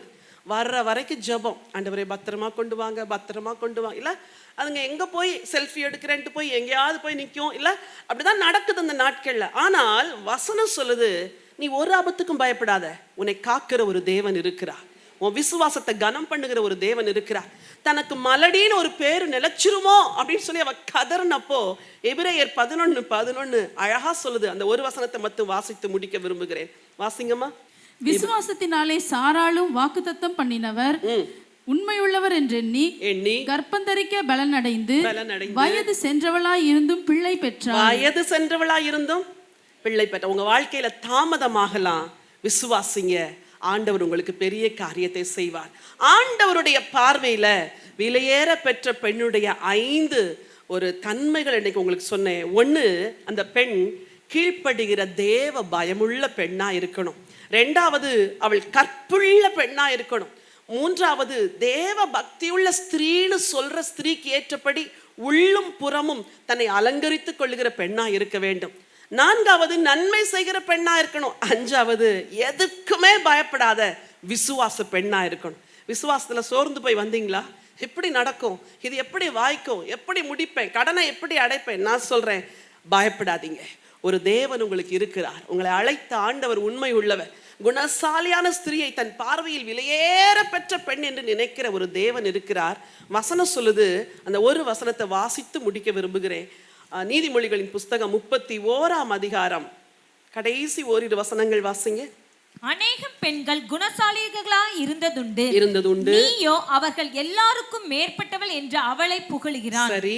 சௌந்தரியம் வஞ்சனையுள்ளது, அழகும் வீண், கர்த்தருக்கு பயப்படுகிற ஸ்திரீயே புகழப்படுவாள். உங்களுக்கு வருகிற பாக்கியம், உங்களுக்கு புகழ்ச்சி உண்டாகும். ஏன்னா நீங்க ஆண்டவருக்கு பயப்படுறதுனால. கர்த்தருக்கு பயப்படுகிற ஸ்திரீ புகழப்படுவாள். அப்புறம் அவள் கைகளின் பலனை அவளுக்கு கொடுங்கள். நீங்க கர்த்தருக்குள்ள என்னென்ன பிரயாசம் எடுக்கிறீங்களோ நிச்சயம் அதன் பலனை நீங்க பாப்பீங்க. உங்க கைகளின் பலனை உங்களுக்கு ஆண்டவர் கொடுப்பாராம். அப்புறம் அவளுடைய செய்கைகள் வாசல்களில்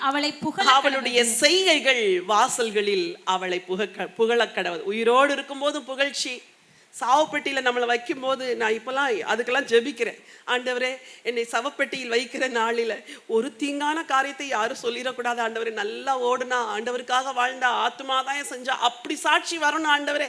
எதுக்கெல்லாம் ஜெபிக்க வேண்டியது இருக்குது பாருங்க. அப்போ நம்ம வாழ்க்கையை புகழ்ச்சியா மாத்துறாரு, நம்ம வாழ்க்கையை உயர்த்துறாரு, செய்கைகளின் பலனை கொடுக்கிறார். நீ கர்த்தரை நம்பி வந்த உன் விசுவாசம் ஒரு நாளும் வீணாகாது. ஹல்லேலூயா. எல்லாரும் ஒரு நிமிஷம் எழும்பி நிற்கலாமா? Thank you father. நன்றி ஆண்டவரே. உங்கள் லைஃப்பில் ஆண்டவர் எதை எதிர்பார்க்கிறார்? உங்கள் வாழ்க்கையில் எந்த மாற்றத்தை தேவன் விரும்புகின்றார்? நீங்கள் எனக்கு சாட்சிகள் என்று சொன்னார், நீங்கள் எனக்கு சீஷர்கள் என்று சொன்னார். உங்களை வச்சுத்தான் அந்த உலகம் என்னையவே அறிந்து கொள்ளும் என்று ஆண்டவர் சொன்னார். இந்த நாட்களில் தேவ சமூகத்திலே உபவாச நாட்களை நியமனம் செய்யுங்கள். உபவாசித்து தேவனை நோக்கி பாருங்க, நான் எதுல மாறணும் ஆண்டவரே என்று ஆண்டவர்கிட்ட கேளுங்க. உங்களுக்கு ஒரே ஒரு சர்டிஃபிகேட் தான் உங்களை ஃபாலோ பண்ணணும். She is a godly woman. அவள் ஒரு தேவ பக்தி உள்ள பெண், அவள் ஒரு தேவ பக்தி உள்ள தாய், அவள் ஒரு தேவ பக்தி உள்ள வாலிப மகள் என்று இந்த உலகம் உங்களை பாராட்டணும். எல்லாரும் வாயை திறந்து ஆண்டவரை ஸ்தோத்திரம் பண்ணலாமா? எல்லாரும் வாயை திறந்து கர்த்தரை ஸ்தோத்திரம் பண்ணுங்க. ஹல்லேலூயா. குணசாலியான ஸ்திரியை கண்டுபிடிப்பவன் யார்? அவளுடைய விலை முத்துக்களை பார்க்கிலும் உயர்ந்தது. You are not a cheaper vessel. நீ ஒரு சாதாரணமான பாத்திரம் அல்ல மகளே.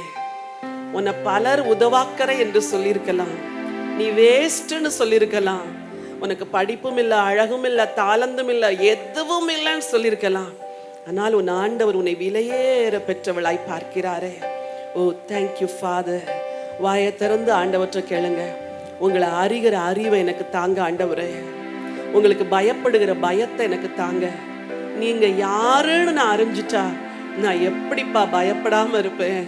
நீங்க யாருன்னு தெரிஞ்சிட்டா நான் எப்படி ஆண்டவரை கீழ்ப்படியாம இருப்பேன்? எனக்கு அறிவை தாங்க. எல்லாரும் வலது கரத்தை எடுத்து உங்க தலை மேல வச்சு வாயை திறந்து கேளுங்க. உண்மை அறிகிற அறிவு எனக்கு வேண்டும் ஐயா. எல்லாரும் கிளம்பு. உங்களை அறிகிற அறிவு வேணும் ஐயா. நீர் பரிசுத்தர் என்ற ஒரு அறிவு, நீர் எஜமானர் என்ற அறிவு, நீர் நீதியை விரும்புகிறவர் என்ற ஒரு அறிவு, நீர் ஒழுங்கை எதிர்பார்க்கிறவர் என்ற அறிவு, நீர் எனக்கு தகப்பன் என்ற ஒரு அறிவு எனக்கு தாங்கப்பா. இந்த அறிவு இருந்தா நான் உங்களுக்கு பயப்படுவேனே ஆண்டவரே. இந்த அறிவு இருந்தா நான் உங்களுக்கு கீழ்ப்படிவனே ஆண்டவரே. பயபக்தியோடு உங்களுக்கு கீழ்ப்படுகிற உள்ளத்தை தாங்க. எல்லாரும் வாயை திறந்து கேளுங்க. நான் சும்மா கீழ்ப்படிய கூடாது ஆண்டவரே, பயபக்தியோடு கீழ்ப்படியணும் ஆண்டவரே. எனக்கு தேவ பக்தியை தாங்க ஆண்டவரே. தேவ பக்தி, தேவ பயத்தை தாங்க. பயபக்தியோடு நான் கீழ்ப்படியணும் ஆண்டவரே. ஹல்லேலூயா.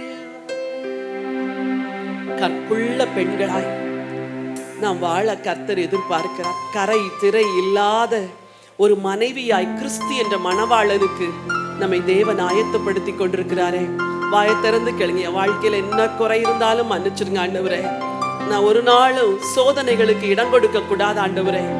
இங்க இருக்கிற பெண்களும் இணையதளத்தின் மூலமா என் வார்த்தையை கேட்கிற பெண்கள் ஒவ்வொருவருக்காய் நான் ஜெபிக்கிறேன் ஆண்டவரே. வாழ்க்கையில எங்க சோதனையில் சிக்குண்டு விட முடியாமல், எழும்ப முடியாமல் விழுந்து கிடக்கிறவர்களுக்காய் ஜெபிக்கிறேன். இன்றைக்கு ஒரு உன்னத பலன் அவர்களுக்கு வரட்டும் ஆண்டவரே. உன்னத பலன் வரட்டும் ஆண்டவரே. ஹல்லேலூயா, ஹல்லேலூயா. உங்க அலங்காரங்களை மாற்றுங்க. உங்க அலங்காரம் தெய்வீகமா இருக்கட்டும். ரொம்ப பேதைகளை போலவும் இருக்காதீங்க. உங்களை அலங்கரிக்க கற்றுக்கொள்ளுங்கள். அதே நேரத்துல உலக பெண்களை போல வாழாதீங்க. நீங்க தேவனுடைய மகள், தேவனுடைய குமாரத்தை. சொல்லுங்க ஆண்டவரே, நான் என்னை சரியாய் அலங்கரிக்க எனக்கு உதவி செய்யுங்க. உள்ளான அழகு வேணும் ஆண்டவரே. உள்ளான அலங்காரம் எனக்கு வேணும் ஆண்டவரே. கிருபை தாங்க ஆண்டவரே, கிருபை தாங்க ஆண்டவரே. நன்மை செய்யணும். ஒரு ஆபத்துக்கு பயப்படக்கூடாது. இன்னைக்கு நீங்க வரும்போது எதை நினைச்சு பயந்து வந்தீங்க?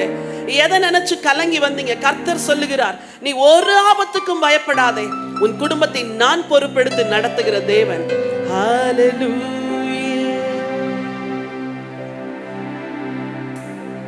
இன்னைக்கு எல்லாரும் நம்மளை சரண்டர் பண்ணலாமா? என் பார்வையை மாற்றுங்க ஆண்டவரே. என் வேல்யூஸை மாற்றுங்க ஆண்டவரே. உலகமெல்லாம் மகளிர் தினம் கொண்டாடுறாங்க. ஆனா காட் வச்சிருக்கிற வேல்யூஸ் வேற என்பதை நான் அறிந்து கொள்ள எனக்கு உதவித்தாங்க ஆண்டவரே. ஒரு காட் ஃபியரிங் உமனா, ஒரு காட்லி உமனா என்னை மாத்துங்க ஆண்டவரே. ஹல்லேலூயா. உந்தன் வேதம் எனது உணவு, நன்றி கீதம் இரவின் கனவு.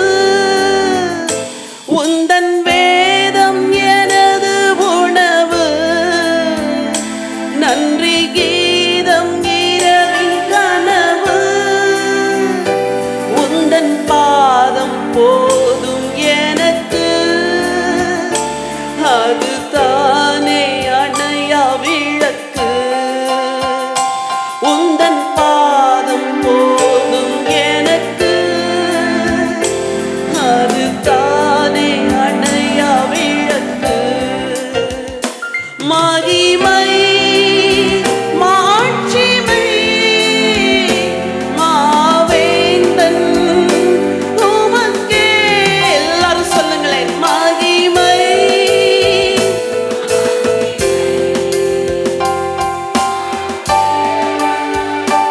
உமக்கே, துதியும் கனமும் தூயோனே உமக்கே.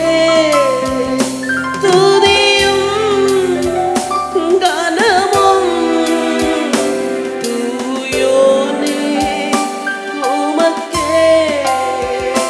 துதியும் கனமும் தூயோனே உமக்கே. ஒரு தகப்பனுக்கு கீர்த்தியை கொண்டு வருகிற ஒரு மகளாக எங்க வாழ்க்கையை மாற்றுங்கப்பா. எல்லாரும் சொல்லலாமா? என்னப்பா, உமக்கு கீர்த்தியை கொண்டு வருகிற ஒரு மகளாய், புகழ்ச்சியை கொண்டு வருகிற மகளாய் இந்த பூமியில நான் வாழணும் ஆண்டவரே. என்னை மாற்றுங்க ஆண்டவரே. நீ ஒரு விளக்கு மகளே. உன்னை கர்த்தர் அலங்கரித்து வைத்திருக்கிறார். நீ ஒரு அலங்காரமான கிரீடம். தேவனுடைய கையில நீ கிரீடமாயிருக்கிறாய். நீ அநேகர் வாசிக்க வேண்டிய நிருபம். தேவனுக்கு மகிமை கொண்டு வரத்தான் இந்த பூமியில வாழ்க்கையை கொடுத்தார். நீ விலையேற பெற்றவள். Thank you father. இன்றைக்கு வந்திருக்கிற என் அன்பு சகோதரிகள் எல்லாரையும் உடைய கரத்தில் ஒப்பு கொடுக்கிற ஆண்டவரே, ஒவ்வொருவருடைய சிரசின் மேலும் உம்முடைய ஆசீர்வாதங்கள் தங்கட்டும். தேவனுக்கு பிரியமான மகளாய், தேவனுடைய பார்வையில விலையேற பெற்ற மகளாய் இவங்க ஒவ்வொருவரையும் மாற்றுங்க. They are so precious, oh God. They are so precious. நன்றி செலுத்துகிறோம். உம்முடைய ஆசீர்வாதத்தை உம்முடைய அடியாள் சொல்லி ஜெபிக்கிறேன். எல்லாருக்கும் ஞானத்தை கொடுங்க ஆண்டவரே, நல்ல விவேகத்தை கொடுங்க, தேவ பக்தியை கொடுங்க, ஜெப வாழ்க்கையை கொடுங்க, குடும்பத்துல அன்பு கரிசனை எல்லாத்தையும் கொடுங்க ஆண்டவரே, தெளிந்த புத்தியை கொடுங்க ஆண்டவரே. நிறைவான ஆசீர்வாதத்தோடு இவங்களை அனுப்புங்க. இவர்களுடைய யாருடைய கணவராவது உம்மை அறியாதிருப்பார்கள் என்றால் ஆதாயப்படுத்தி கொள்ளப்படுவார்கள் என்ற வார்த்தையை கிளைம் பண்ணி ஜெபம் பண்ற ஆண்டவரே, அவர்கள் எல்லாரும் உம்மை அறிந்து கொள்வார்களாக. சகல துதி, சகல கனம், சகல மகிமை உமக்கு ஏறெடுக்கிறோம். மீட்பெரும் இரட்சகருமா இயேசு கிறிஸ்துவின் நாமத்தில் ஜெபிக்கிறோம் ஜீவனுள்ள நல்ல பிதாவே, ஆமென். மூலம் நீங்கள் பெற்ற ஆசீர்வாதங்களை எங்களுக்கு தெரியப்படுத்துங்கள். இந்த ஊழியத்தை உங்கள் ஜெபங்களாலும் காணிக்கைகளாலும் தாங்குங்கள். நீங்கள் எங்களோடு தொடர்பு கொள்ள வேண்டிய முகவரி: Bible Calls, number 4/556, Parisalai, Mugapere East, Chennai 600037, India. Contact number 919244448080, 918939397739. Our email ID biblecalls@gmail.com. Our website www.thejesusmission.in, www.biblecalls.com. இந்த ஊழியத்தை உங்கள் பொருளாலும் காணிக்கையாலும் தாங்க அன்போடு அழைக்கிறோம். எங்கள் வங்கி விவரம்: The Jesus Mission, account number 7470453996, Indian Bank, Chennai 10, IFS code IDIB 000K071.